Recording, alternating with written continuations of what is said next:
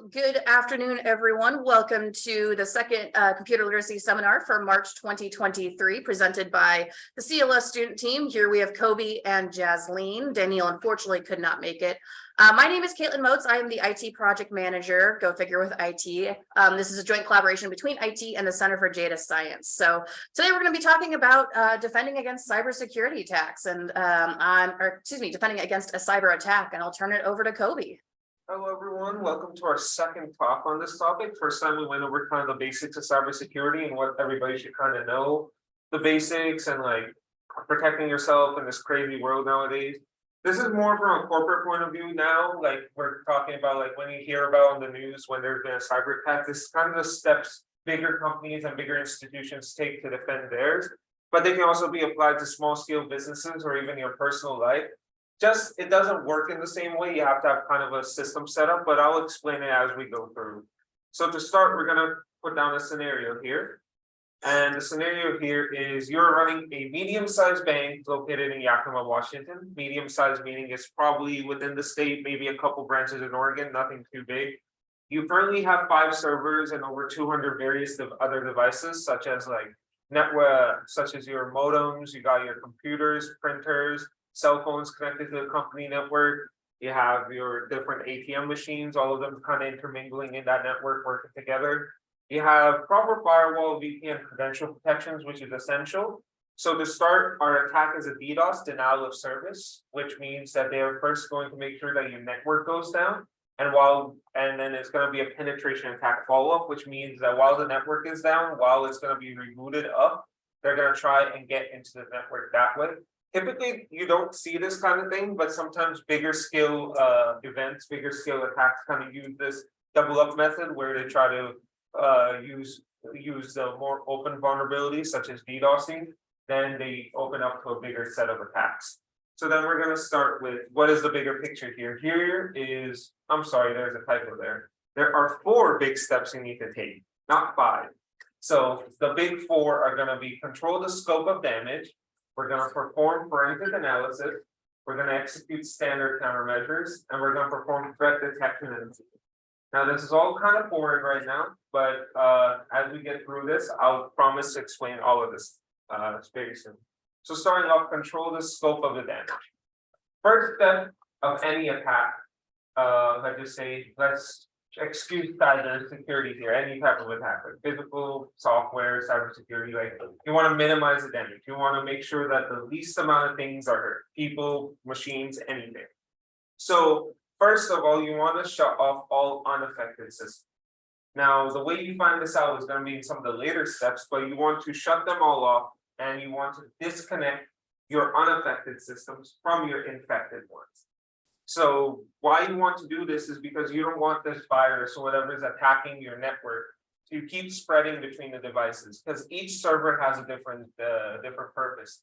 Typically what these attackers will do is they will go and attack a lower priority server, such as your email server, to try and gain connection to maybe your bank accounting server, which stores all the money and all the database problems and all of that. So why we want to do this is we want to make sure that that email server that has been compromised, that never doesn't allow them to go over to any other servers or any other services that may be connected to it. So we're going to first disconnect those infected servers, and secondarily, we're going to shut off the network from outside interference and quarantine sensitive information. This is, I think you guys have seen this multiple times. Like if a big company gets hacked, they will shut down their services for a little bit. This ensures that while they are down or while they're weak and in a state of attack, that somebody else can't maliciously stoop in and double up the action. That's to say. So it's kind of just making sure that you are only dealing with one problem instead of 5 more problems once they hear about that an attack happening.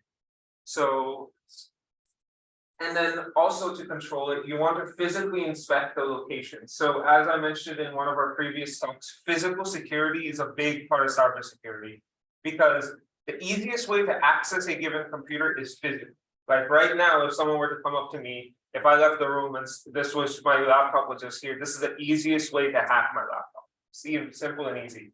So you want to physically inspect locations, make sure there isn't any malicious thing happening physically, there isn't anybody connect it to your servers with a USB stick or anything like that. You want to physically inspect that. And secondarily, you want to contact any services or companies that your bank is linked to. So let's just say your bank regularly does business with Visa. Your credit cards, the bank's credit cards are supplied by Visa in a sense. So what you do, what you don't want to do is not tell Visa anything, because what will happen is let's just say you did quarantine your network, but that email server, or they might have gone into your Visa Connect server, where what they'll do is now they can go over and hack Visa. And you don't want your bank to be the reason why Visa and a million other banks got hacked. So we want to make sure that we contact our services and prevent further intrusions. And I've seen a real life example of this. I used to work for a company that lent out our server services to another company. And what had happened is they had gone hacked, and they seem to have handled it, but they had not told us. What had happened is because they had a backdoor access to our servers because they needed sensitive file information. Those hackers were able to not only get swipe clean through their servers, but then were able to make it onto ours, which then caused a much bigger issue. Because it was a backdoor access, they instantly had access to all of the data. That was not a fun day, I will say, but it happens. But just make sure that if this ever comes up, contact any connected services. And then this kind of ties in further, like I'm mentioning preemptively, this ties in with executing standard countermeasures. I'll explain that in a second though. And so secondarily, you want to perform forensic analysis. None of these steps are like a 1, 2, 3. These are all usually happening in conjunction. So these are all kind of like big overall themes, and they do overlap a bit, but they all serve a specific purpose. So forensic analysis lets you know what is happening. It's like your eyes. Typically in a cybersecurity incident, think of yourself as a security guard outside the building. You don't know what's happening inside the building until you get in there and get a pair of eyes in there. And so forensic analysis is using your pair of eyes to scan the environment. You want to review indicators of compromise. So malicious activity, let's just say your email server is now pinging way more or randomly to a server it's not even connected to. Like it's trying to access your credit card server. We haven't designed that system to do that and at all. So why is it doing that? So that's kind of like one indicator of compromise. Secondarily, you could see, oh, this random IP address in the middle of Wisconsin, let's just say, is getting a lot of traffic to our bank. Why is that? We don't have any customers from Wisconsin or any we know of. And even then, this much data should not be transferred between the customer and our servers. That could be a second indicator of compromise. So you go down and you then making sure that it's an attack happening, which is relatively easy to do typically, but sometimes it's not. They can be pretty sneaky in there. And then you want to pinpoint which systems have been affected. So in this case, only our email system has been affected so far. So that's kind of where we're going to focus our efforts. We also want to understand which services were impacted, because we also want to be transparent with our customers. This isn't just going to affect us as a company. Our customers, for example, aren't getting the necessary emails. Like, let's just say a customer's credit card was fraudulently stolen and your email system isn't letting them know that that transaction was made. That customer could not know for a couple of days or even a week after the attack that that credit card was maliciously used. So we want to understand which services were impacted and let the customers know that this is happening. Maybe not immediately, but once we have calmed down the situation a little more, maybe not at the 0th hour, but like maybe a little bit after, we want to let them know that, oh yeah, this is happening. And we also want to locate sensitive data and backups, know where everything is in our environment and ensure that it stays safe as well. So luckily our email server doesn't contain a lot of sensitive data and has been thoroughly backed up because we want to keep records of everything. So we're kind of safe there for now.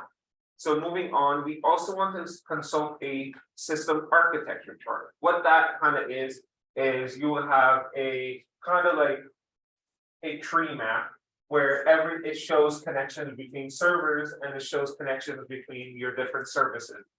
And what that helps you to do is you're not going around in your infected servers and pinging stuff, figuring out what's happening where. It's all right here. You just have to look at it and understand what it's doing. And then we're also trying to use different types of scans to figure out what type of attack it actually is. So what I mean by that is you can use something called Nmap scans, which tells you what kind of services are running on a computer without ever actually logging into that computer. Because we don't want to log into a virus infected computer, it could probably transfer the virus to us. So we use these external tools to find out, oh yeah, okay, this server has this service going on, which if we search up online is a well-known virus that is used by a lot of malicious hackers. So that's kind of how we know that, oh yeah, we're having a penetration attack using maybe a vulnerability within Windows. And then we are also going to investigate user accounts, but we're not going to do it for the reason that any of the users are malicious. We want to make sure none of the data has been changed. So we're going to compare our backups and our current, and preferably by the end of all of this, we're going to use the latest backup that we have to restore all the data. But sometimes there has been enough time and enough change that you really can't do that. So it's all the scenario dependent. And lastly, we're also going to do performance testing just to make sure that the services that haven't been infected are still kind of running in their performative specs and there's nothing weird happening there. Because even after all of this, there's typically either slowdowns or some kind of problems that happen in the auxiliary systems because of that app. And it may not even be the virus itself, it may just be the fact that it's disconnected from a major part of the network. So maybe it was routing a lot of its traffic through that server because in a network, it uses the shortest route. So now the network is twice as long because it has to use a longer route because we shut it off. So we want to kind of make sure that we know what's happening, know where all our balls are, and understand that, okay, maybe we can prioritize this and leave this on the side. And because we have quarantined it or because we've done other parts or other major steps to it.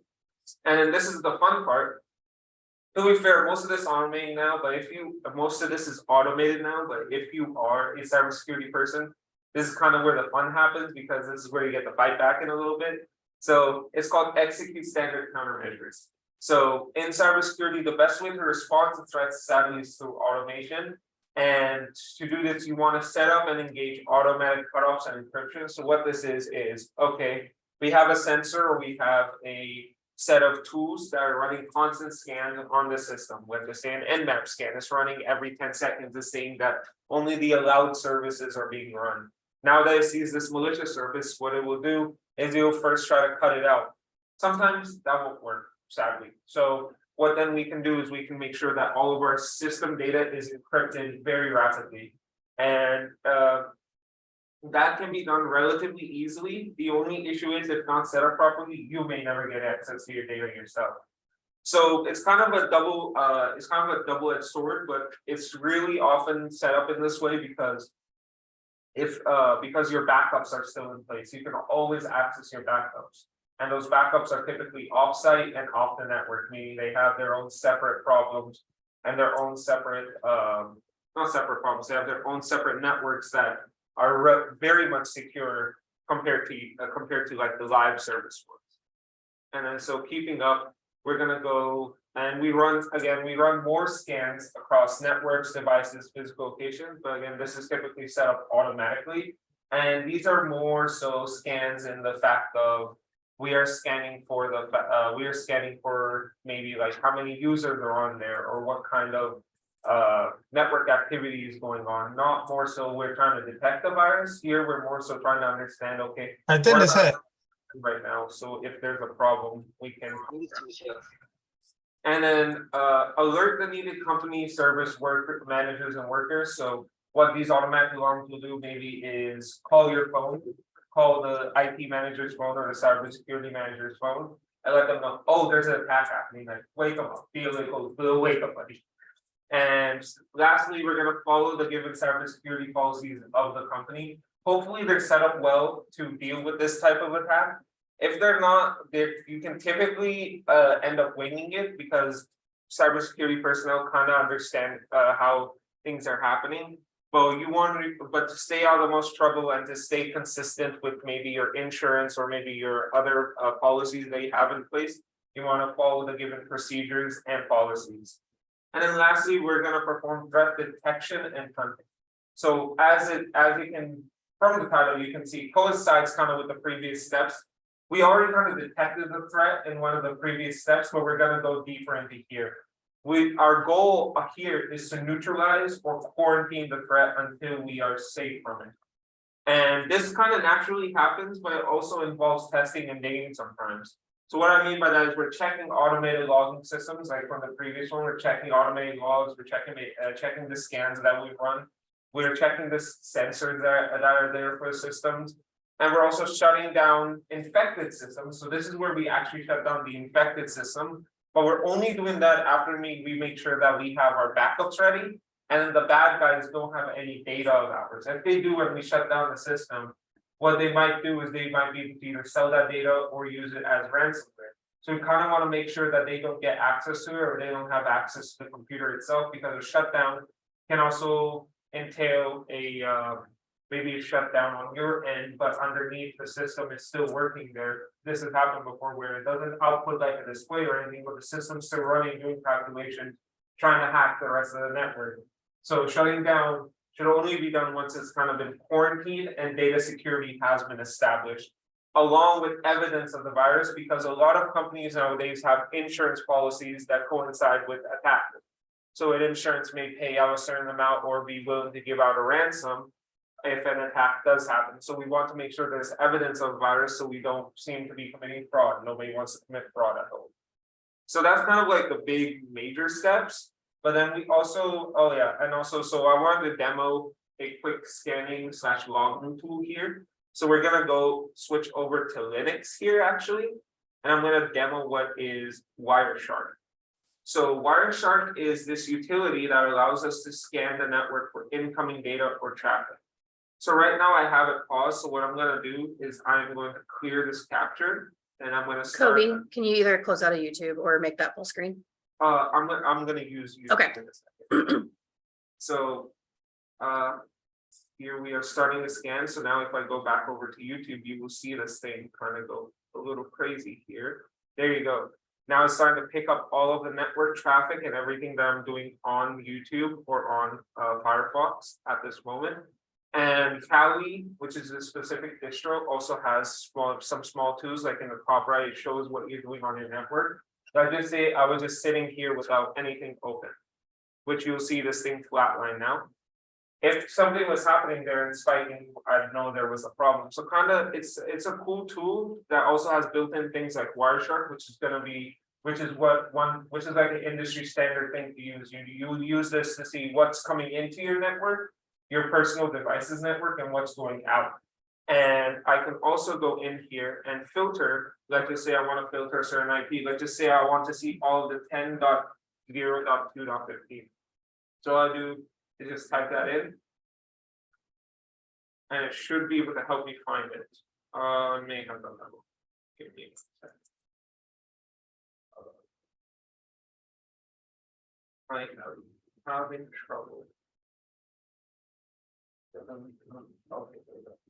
And so here's like only IP addresses. So this is all your IP traffic. And then we can also find our specific needs here as well. So this is kind of where you'll see, oh, we're pinging this IP address a lot. I just say this is not a standard IP address.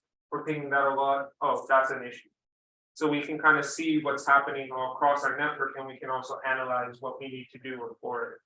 And it does sometimes also show traffic of what's actually happening. Usually this is not readable to you, which in this case it isn't, because it is encrypted. But if you sometimes their attacks are done in attack messages are sent in an unencrypted way, because encryption usually require keys, and keys are a way to get tracked.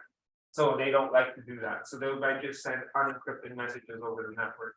So that's kind of Wireshark, one of the industry standard tools. So now just moving back over to our presentation. What are some steps we can take before an attack even happens? And I kind of talked about this previously, but that was more in a personal sense. Here we're talking a more corporate sense. And so first of all, we always want to craft proper security policies and procedures in a sense of, even if a cybersecurity personnel isn't present in the office or at the location at the given time, we are still having proper actions take place, like shutting down of the personal computers, making sure that we aren't putting any sensitive information out there while the attack is happening. Or, for example, we want to make sure that none of our computers are being connected to the network while the network is infected. Those kind of policies and steps make sure that even the people who aren't as literate in cybersecurity understand that these are the steps we need to take and to ensure safety in the company. And then we also want to understand and mitigate vulnerabilities. Like right now, I'll say there's like a couple if let's just say your Windows 11 devices aren't updated, we want to make sure all of the company gets those updates, because those devices may be liable to hacks because the vulnerability exists.